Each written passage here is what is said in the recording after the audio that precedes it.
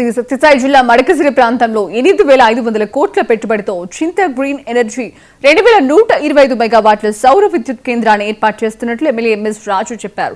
ప్రభుత్వ పెద్దల సహకారంతో సోలార్ ప్రాజెక్టు ఏర్పాటు కాబోతోంది. ఈ కంపెనీలో 5,800 మందికి ఉపాధి అవకాశాలు కల్పించిన CM Chandrababu, deputy CM Pawan Kalyan, మంత్రి నారా లోకేష్ కు TTD board member MS Raju, మాజీ ఎమ్మెల్సీ తిప్పేస్వామి కృతజ్ఞతలు తెలిపారు. డిఫెన్స్ ఫ్యాక్టరీ త్వరలో కేంద్ర రక్షణ శాఖ మంత్రి రాజ్నాథ్ సింగ్ గారు, గౌరవ ముఖ్యమంత్రి చంద్రబాబు నాయుడు గారి చేతుల మీదుగా డిఫెన్స్ ఫ్యాక్టరీ త్వరలో శంకుస్థాపన కార్యక్రమం ఉంటుంది.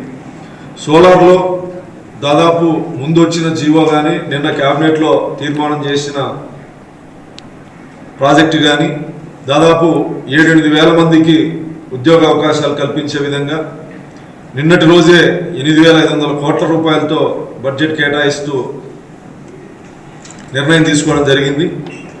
సోలార్ ప్రాజెక్టులు, డిఫెన్స్ ఫ్యాక్టరీ, అదేవిధంగా ఇంకో టెలికాం ఫ్యాక్టరీ, వీటి వల్ల దాదాపు 15,000 నుంచి 20,000 లోపు ప్రత్యక్ష పరోక్ష ఉద్యోగ అవకాశాలు మడకసిరి నియోజకవర్గ వాసులకి లభించే అవకాశం ఉంది.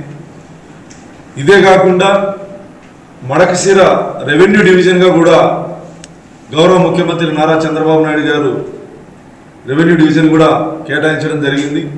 మడకసిర నియోజకవర్గం నుంచి సుదూర ప్రాంతాల నుంచి రెవెన్యూ సమస్యలు కానీ ఆర్డీఓ కోర్టుకు కానీ వెళ్లేందుకు ప్రజలు తీవ్ర ఇబ్బందులు పడుతున్నటువంటి సందర్భంలో గౌరవ ముఖ్యమంత్రి గారు గుండుమల గ్రామానికి వచ్చినప్పుడు అడగడం జరిగింది. గౌరవ ముఖ్యమంత్రి గారు నారా చంద్రబాబు నాయుడు గారు మడకసిర నియోజకవర్గానికి 2,125 మెగావాట్ల అతిపెద్ద సోలార్ ప్రాజెక్ట్ని మడకసిర నియోజకవర్గానికి కేటాయించినందుకు